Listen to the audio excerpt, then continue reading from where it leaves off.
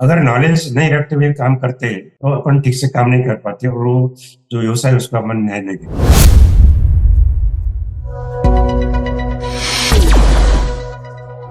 दोस्तों, हम कौन से भी व्यवसाय में काम करते हैं एज ए प्रोफेशनल और ऑफिशियल, तो वो ये व्यवसाय का नॉलेज रखना बहुत आवश्यक है। एक नॉलेज के माध्यम से एक अपना लोगों के ऊपर इम्प्रेशन भी अच्छा होता है।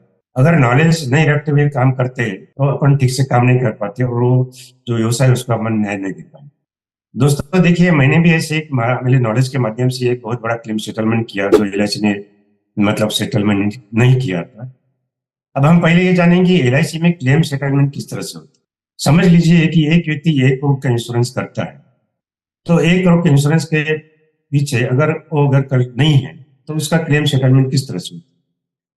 अगर उसकी नेचुरल डेथ होती है, कोई बीमारी से अगर डेथ हो जाती है, तो एलआईसी 1 करोड़ उसका जो बोनस रहेगा, जो साल का जितने साल तक वो व्यक्ति जिंदा है उसका 1 करोड़ प्लस बोनस पे करेंगे।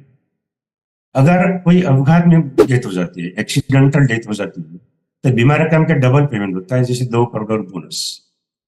तीसरा बेनिफिट ऐसा है कि एक्सीडेंटल परमानेंट डिसेबिलिटी, अगर कोई भी एक्सीडेंट में वो परमानेंट डिसेबल होता है, कोई टोटली काम अगर नहीं कर पाता, उस केस में क्या होता है कि जैसे 1 करोड़ का जो सेटलमेंट है वो डिवाइड बाय 120 मंथ, जो भी मंथली प्रीमियम आएगा तो वो 10 साल तक हर मंथ पेमेंट किया जाता है और उसके बाद में 10 साल के बाद सब इंश्योर 1 करोड़ और उसका बोनस पे किया जाता है।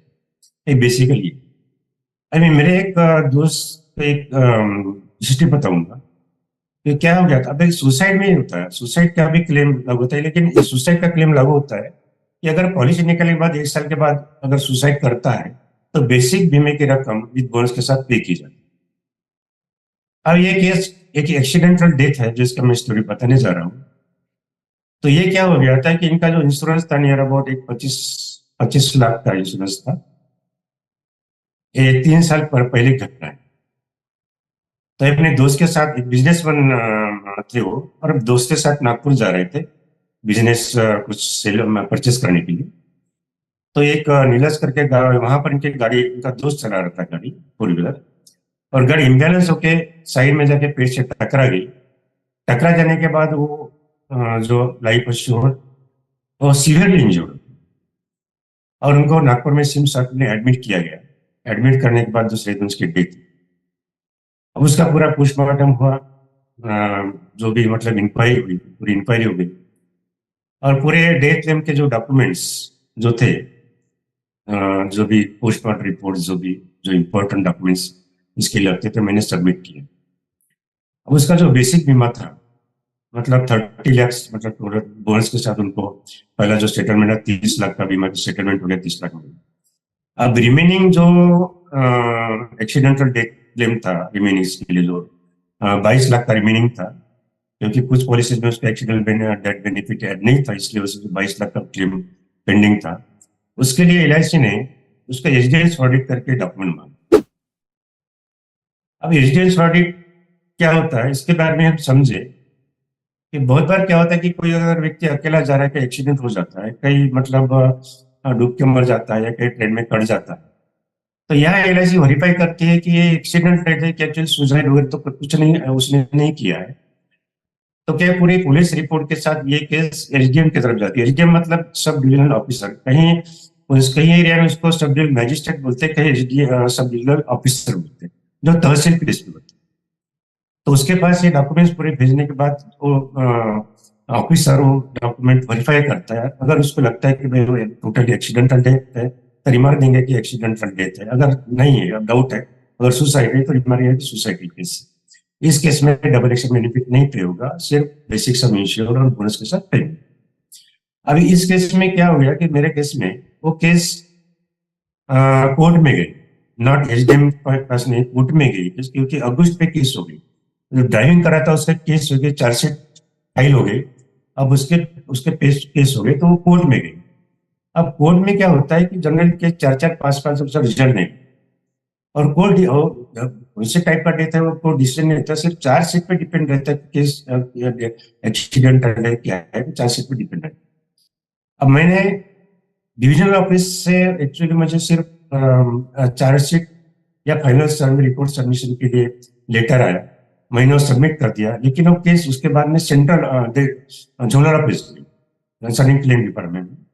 तो झोलर ऑफिस से भी मुझे कॉल आई कि आपने एसडीएम ऑडिट आपने प्रोड्यूस नहीं की। तो मैडम से मैंने चर्चा किया, देखिए मैडम बोला ये केस एडीएम के पास नहीं गई, एक्चुअली कोर्ट में जाने की वजह से कोर्ट में 4-5 साल के बाद रिजल्ट आएगा, वो भी कुछ रुपए केस लगेंगे, वो मतलब डिफॉल्ट है या नहीं उसके ऊपर कोर्ट डिसीजन देगा क्या पनिशमेंट करना। तो इसमें एसडीएम ऑडिट मिलना नहीं। एक्चुअली मैं गूगल पे सर्च किया एसडीएम ऑडिट के बारे में, तो मुझे 2008 की एक केस मिली, same case, same accidental case जैसे भी। तो उसमें भी 2008 की केस, मतलब एलआईसी ने एसडीएम में थे, पार्टी नहीं दे पाई, उसकी वजह से पार्टी कंज्यूमर डिस्ट्रिक्ट फोरम में गई, कंज्यूमर कोर्ट में। तो कंज्यूमर कोर्ट में पार्टी के फेवर में रिजल्ट लगा और पार्टी को पेमेंट करने के लिए ऑर्डर दी। एलआईसी अपील में गई। अब मतलब state consumer court, state consumer forum में जाने के बाद स्टेट कंज्यूमर फोरम में जो डिस्ट्रिक्ट फोरम का जो डिसीजन था वो स्टैंड की, उसने ये दिया है कोर्ट में कि एलआईसी ये प्रूव नहीं कर पाई इस केस में एसडीएम ऑडिट कंपलसरी है, डीएवी पे करना। अभी एक महीने उनका मतलब इवन मैं सेंट्रल बॉम्बे में जब एक कॉन्फ्रेंस थी वहां गया था, वहां भी मैं कुछ डॉक्यूमेंट्स अपने सीनियर एजेंट को दिया। तो विजिलेंस डिपार्टमेंट में एक काम करते थे उनके दोस्त, मैंने बोला कि यार एक्चुअली एसडीएम ऑडिट की जरूरत नहीं। बाद में एक महीने के बाद मैंने मैडम को फोन किया कि मैडम देखिए, बोला कि आप ये डिसीजन क्या हो गया, अगर डिसीजन नहीं दे पाए तो पार्टी को कंज्यूमर कोर्ट जाना पड़े। तो उन्होंने बोला कि ये अंडर कंसिडरेशन है, और एक्चुअली वो 15 दिन के बाद वो केस सेटलमेंट हो गया। उसका 22 लाख का एक्सीडेंटल डेथ से एलआईसी ने पे किया। अगर मैं छोड़ देता कि चलो भाई एसडीएम ऑडिट नहीं मिल रही, नहीं मिल रही, तो वो केस कोर्ट में जाना पड़ा रहता। वो केस को देखिए कि एसडीएम ऑडिट की 10 साल, मतलब वो केस का रिजल्ट 18 में लगा, 2008 की केस थी, वो केस का रिजल्ट 2018 में पूरे 10 साल लगे। अब ये केस मैंने 6 से 7 महीने में सेटलमेंट कर दिया। तो क्या हो गया कि मेरा एलआईसी में भी, जो बहुत सारे हमारे एजेंट लोगों को भी मालूम नहीं कि एसडीएम ऑडिट क्या है, चार्जशीट क्या है, तो हमारे एजेंट भाइयों को एक करना चाहूंगा कि उन्होंने थोड़ा अपने सब्जेक्ट को स्टडी करना चाहिए। अगर 10 साल का सोचिए कि 10 साल का पीरियड बहुत लंबा होता है, तो ये आवश्यक है कि दोस्तों आप कोई भी व्यवसाय करते हैं तो एक नॉलेज के साथ व्यवसाय करिए। Thank you. मैं Vasant Kawade, certified financial planner और the continental insurance broking company Dubai का representative partner. Thank you. BITV के इस वीडियो को अंत तक देखने के लिए आपका बहुत बहुत धन्यवाद।